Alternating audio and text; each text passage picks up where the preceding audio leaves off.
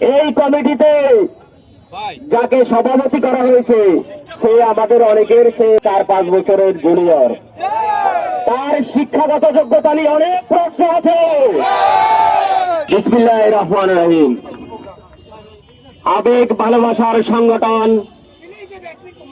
শহীদ president Ziaur রহমানের হাতে ধরা সংগঠন বাংলাদেশ জাতীয়তাবাদী ছাত্রদল নোয়াখালী জেলা শাখার কমিটি দীর্ঘ সময়ের পরে অপ্রত্যাশিতভাবে প্রকাশ করায় আজকের এই প্রতিবাদ সভায় আপনাদের ডাকে সাড়া দিয়ে আমি প্রচন্ড জ্বর থাকা সত্ত্বেও আপনাদের সাথে উপস্থিত হয়েছি।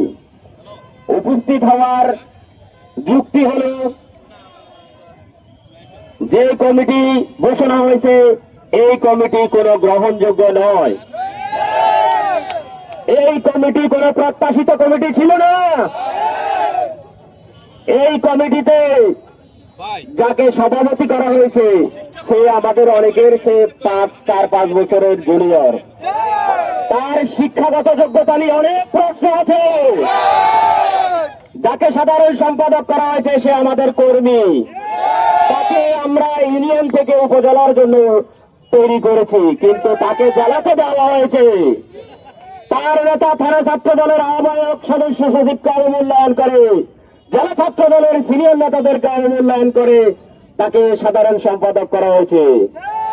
আর আমি আনোয়ার হোসেন রকি সেই স্কুল জীবন থেকে রাজনীতি শুরু করে নোয়াখালী সরকারি কলেজে সাংগঠনিক সম্পাদকের দায়িত্ব পালন করে, সাধারণ সম্পাদকের মর্যাদা সহকারী সমন্বয়কের দায়িত্ব পালন করে, সিনিয়র সহসভাপতির দায়িত্ব পালন করে, নোয়াখালী জেলা ছাত্র দলের 3 নম্বর সহসভাপতির দায়িত্ব পালন করে আমি সভাপতি হতে পারি নাই।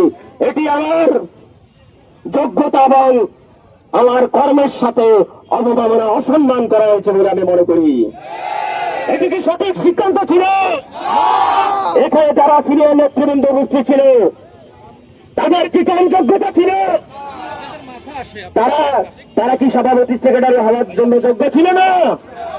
তাহলে কেন এই অযোগ্য লোক দিয়ে কমিটি ঘোষণা করা হলো? জুনিয়রকে করলেন সভাপতি, 5-6 বছরের জুনিয়রকে করলেন সাধারণ সম্পাদক, আর সিনিয়রদেরকে করলেন সহসভাপতি। এটি কেমন বিচার? এটি কেমন বিচার? আপনাদের কাছে এই বিচার দিয়ে গেলাম। নোয়াখালী ছাত্র দলের সকল পর্যায়ে নেতৃবৃন্দের কাছে এটার বিচার দিয়ে গেলাম। দীর্ঘ সময় আমরা ফ্যাসিস্ট পতন আন্দোলন করে ফ্যাসিস্ট পতন করেছি।